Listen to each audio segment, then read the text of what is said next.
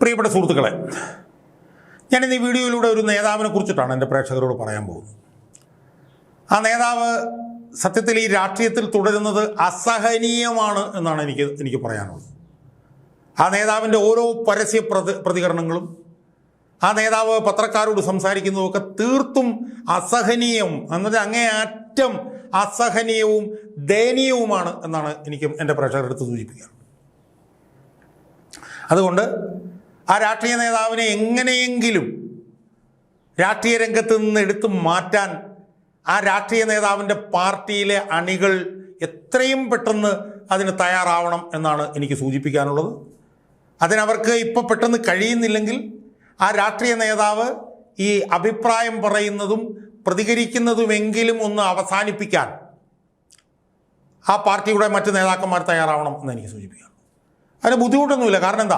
കാരണം തെരഞ്ഞെടുപ്പ് കാലത്ത് CPM-ൻ്റെ സംസ്ഥാന സെക്രട്ടറിയെ പോലും 2-3 ആഴ്ച പത്രസമ്മേളനം നടത്തുന്നതിൽ നിന്ന് ആ പാർട്ടി മാറ്റി നിർത്തിയതാണ്. ആ സമയത്ത് ആ പാർട്ടിയുടെ സംസ്ഥാന സെക്രട്ടേറിയറ്റ് മെമ്പർ M. സ്വരാജാണ് വന്ന് മാധ്യമങ്ങളോട് സംസാരിച്ചുകൊണ്ടിരുന്നത്. അതുകൊണ്ട് നിങ്ങൾ ദയവ് ചെയ്ത് ഇപ്പോൾ ആ പാർട്ടിയുടെ നേതാക്കന്മാരോട് എനിക്ക് സൂചിപ്പിക്കാനുള്ളത്, നിങ്ങൾ ദയവ് ചെയ്ത് ഈ നേതാവ് നടത്തുന്ന പരസ്യ പ്രതികരണങ്ങൾ അവസാനിപ്പിക്കാനുള്ള നടപടികൾ അടിയന്തരമായി എടുക്കണം എന്നാണ് എനിക്ക് സൂചിപ്പിക്കാനുള്ളത്. അതേത് നേതാവാണ് എന്ന് എൻ്റെ പ്രേക്ഷകർ എന്നോട് ചോദിച്ചാൽ ആ നേതാവിൻ്റെ പേരാണ് സഖാവ് ബിനോയ് വിശ്വം. ആ ബിനോയ് വിശ്വം എന്ന് പറഞ്ഞ നേതാവ് ഇപ്പോൾ കുറച്ച് കാലമായിട്ട് 1-2 ടേമായിട്ട് CPM-ൻ്റെ CPI എന്ന് പറഞ്ഞ പാർട്ടിയുടെ നേതാവായിട്ട് അയാൾ ഇരിക്കുകയാണ്. ഏറ്റവും അങ്ങേയറ്റത്തെ ഗതികേടാണ് ആ പാർട്ടിക്ക് ഇയാളുടെ നേതൃത്വം എന്നാണ് എനിക്ക് സൂചിപ്പിക്കുന്നത്. ഞാൻ ഒരു കമ്മ്യൂണിസ്റ്റുകാരൻ മാത്രമാണ്, CPI-യും അല്ല CPM-ഉം അല്ല. പക്ഷെ അയാൾ ആ പാർട്ടിയെ മൊത്തത്തിൽ മുക്കിക്കൊന്നുകൊണ്ടിരിക്കുകയാണ് എന്നാണ് എനിക്ക് സൂചിപ്പിക്കുന്നത്. എത്ര അസഹനീയമാണ് അയാളുടെ പ്രതികരണങ്ങൾ. ആലോചിച്ച് നോക്കൂ. അയാൾ എന്തോ ആണ് എന്താണ് അയാൾ പറയാൻ ശ്രമിക്കുന്നത് എന്നെനിക്ക് മനസ്സിലാവുന്നില്ല.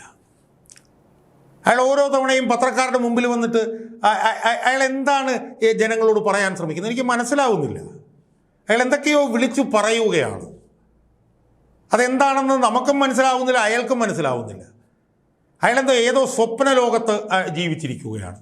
ഈ സ്വപ്ന ലോകത്തെ ബാലഭാസ്കർ എന്നൊക്കെ പറഞ്ഞതുപോലെ അയാളെന്തോ പരിശുദ്ധമായിട്ടുള്ള കമ്മ്യൂണിസ്റ്റ് പ്രത്യയശാസ്ത്രവും രാഷ്ട്രീയവും ഒക്കെ ഉള്ള ഏതോ ഒരു 100 വർഷങ്ങൾക്ക് മുമ്പാണ് അയാൾ ജീവിച്ചിരിക്കുന്നത് എന്നാണ് അയാളെ കണ്ടാൽ തോന്നുക. എന്തോ ഈ പറഞ്ഞ പോലെ 100 വർഷം മുമ്പുള്ള എന്തോ ശിലാരൂപങ്ങളെയൊക്കെ കാണുന്ന പോലെയാണ് നമുക്ക് അയാളെ കാണുമ്പോഴത്തേക്ക് തോന്നുക. അയാൾ ഇപ്പോഴത്തെ പുതിയ അവസ്ഥ എന്ന് പറഞ്ഞാൽ എന്താ? അയാളുടെ പാർട്ടി CPM-നോട് പ്രതിപക്ഷ ഉപനേതാവ് സ്ഥാനം ആവശ്യപ്പെട്ടിരിക്കുകയാണ്. അതിപ്പോൾ ഏതാണ്ട് 2-3 ആഴ്ചയായിട്ട് അതിൻ്റെ വിവാദം ഇങ്ങനെ കത്തിക്കൊണ്ടിരിക്കുകയാണ്. അതിലിപ്പോഴത്തെ അവസ്ഥ എന്ന് പറഞ്ഞാൽ എന്താ? CPM എന്ന് പറഞ്ഞ പാർട്ടി അയാളോട് പറഞ്ഞു, വേറെ പണി വല്ലതും ഉണ്ടെങ്കിൽ പോയി നോക്ക്, നിങ്ങൾക്ക് ഈ ഉപനേതാവ് സ്ഥാനമൊന്നും തരാൻ ഞങ്ങൾ ഉദ്ദേശിക്കുന്നില്ല എന്ന് വയോധികനായിട്ടുള്ള പിണറായി വിജയൻ 2-3 പ്രാവശ്യം, ഇംഗ്ലീഷിൽ പറഞ്ഞാൽ ഇൻ നോ അൺസർട്ടൺ ടേംസ്, അയാൾ പറഞ്ഞു കഴിഞ്ഞു. അവരുടെ പാർട്ടി തീരുമാനിച്ചു കഴിഞ്ഞു. അവർ ആ സ്ഥാനം CPI-ക്ക് കൊടുക്കാൻ പോകുന്നില്ല. ഇനി അവരെങ്ങനെയാണ് പറയേണ്ടതെന്ന് എനിക്കറിയില്ല. പറയാവുന്ന എല്ലാ ഭാഷയിലും അവർ പറഞ്ഞു കഴിഞ്ഞു. അങ്ങനെ പറയുമ്പോൾ നട്ടലുള്ളവനാണെങ്കിൽ എന്താ പറയുക? എന്നാൽ ഞങ്ങൾ അത് കാണിച്ചു തരാം, ഞങ്ങൾക്കത് കിട്ടിയില്ലെങ്കിൽ ഞങ്ങൾ ഞങ്ങളുടെ വഴി നോക്കും എന്നാണ് അന്തസ്സും നട്ടലും ആർജവും ഇച്ഛാശക്തിയുള്ള നേതാക്കന്മാർ പറയും. അങ്ങനെയുള്ള നേതാക്കന്മാർ CPI-ക്ക് ഉണ്ടായിരുന്നു. അങ്ങനെ ഒരു വെളിയം ഭാർഗവൻ എന്ന് പറഞ്ഞൊരു നേതാവ് ഉണ്ടായിരുന്നു. അങ്ങനെ CK ചന്ദ്രപ്പൻ എന്ന് പറഞ്ഞൊരു നേതാവ് ഉണ്ടായിരുന്നു. പക്ഷേ ഇയാൾ ആ ബ്രീഡിലൊന്നും ഉള്ള ആളല്ല. ഇയാളുടെ ഏറ്റവും പ്രധാനപ്പെട്ട ജോലി എന്ന് പറഞ്ഞാൽ എന്താണ്? അടിയറവ് പറയുക എന്നുള്ളതാണ്, സാഷ്ടാംഗം പ്രണമിക്കുക എന്നുള്ളതാണ്. ഈ അരയിലുള്ള തലയിൽ കെട്ടിയിരിക്കുന്ന തോർത്തെടുത്ത് അരയിൽ ഇങ്ങനെ കെട്ടിയിട്ട് ഇങ്ങനെ സാഷ്ടാംഗം പിണറായിയുടെ മുമ്പിൽ നിൽക്കാൻ മാത്രമേ ഈ ബിനോയ് വിശ്വം എന്ന് പറഞ്ഞിട്ടുള്ള ഈ നേതാവ് ശീലിച്ചിട്ടുള്ളൂ. അവൻ കാനൻ രാജേന്ദ്രൻ പോലും എത്രയോ ഭേദമായിരുന്നു ഒരു ഘട്ടം വരെ ഇയാളുമായിട്ട് നോക്കിയാൽ. ഇയാൾ പിണറായി ഭരിച്ചുകൊണ്ടിരുന്നപ്പോൾ എന്താ ചെയ്തത്? പിണറായി എന്ത് ചെയ്താലും അതിന് തുല്യം ചാർത്തി കൊടുക്കുക എന്നുള്ളതല്ലായിരുന്നു ഈ ബിനോയ് വിശ്വത്തിൻ്റെ ജോലി. പിണറായി ഈ വൃത്തികേടുകൾ മുഴുവൻ കാണിച്ച സമയത്തെല്ലാം മിണ്ടാതിരിക്കുകയല്ലായിരുന്നു ഇയാൾ. അവസാനം നിവൃത്തിയില്ലാതെ വന്നപ്പോൾ PM ശ്രീയുമായി ബന്ധപ്പെട്ടുകൊണ്ട് അവരുടെ കേന്ദ്ര നേതൃത്വം പറഞ്ഞപ്പം എന്തൊക്കെയോ അടപടലം എന്തൊക്കെയോ പറഞ്ഞു, അത്രയേ ഉള്ളൂ. ഇപ്പോൾ അയാൾ എന്തൊക്കെയാണ് വിളിച്ച് പറഞ്ഞുകൊണ്ടിരിക്കുന്നത്? അയാൾ എന്താണെന്നാണ് അയാൾ വിചാരം, എനിക്ക് മനസ്സിലാവുന്നില്ല. അയാൾ വന്നിട്ട് ഈ മാധ്യമപ്രവർത്തകർക്ക് ക്ലാസ് എടുക്കുകയാണ്. എന്തൊന്ന് ക്ലാസ്സാണ് ഇയാൾ എടുക്കുന്നത്? എന്താണ് ഇടതുപക്ഷ ജനാധിപത്യ മുന്നണി എന്താണ് എന്ന് അയാൾ പറയുകയാണ്. അയാൾ ഇടതുപക്ഷം എന്താണെന്ന് അയാൾ പറയും, വായിൽ കല്ലിട്ട് ഉരുട്ടിക്കൊണ്ട് പറയും. അയാൾ ജനാധിപത്യം എന്താണെന്ന് നമ്മളെ പഠിപ്പിക്കും, അയാൾ മുന്നണി എന്താണെന്ന്.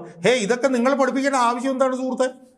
ഇതൊക്കെ മാധ്യമപ്രവർത്തകർക്കും ജനങ്ങൾക്കും അറിയാവുന്ന കാര്യമല്ലേ. ഇതൊക്കെ നിങ്ങൾ പഠിപ്പിക്കേണ്ട കാര്യം എന്താണ്? ജനങ്ങൾക്കും മാധ്യമപ്രവർത്തകർക്കും CPIയുടെ അണികൾക്കും അറിയേണ്ടത് എന്താണ്? പ്രതിപക്ഷ ഉപനേതാവ് സ്ഥാനം കിട്ടുമോ ഇല്ലേ? അത് മേടിച്ചു തരാനുള്ള ആർജവും ഇച്ഛാശക്തിയും നിങ്ങൾക്കുണ്ടോ? ഒരു മുക്കും ചുണ്ണാമ്പും നിങ്ങൾക്കില്ല.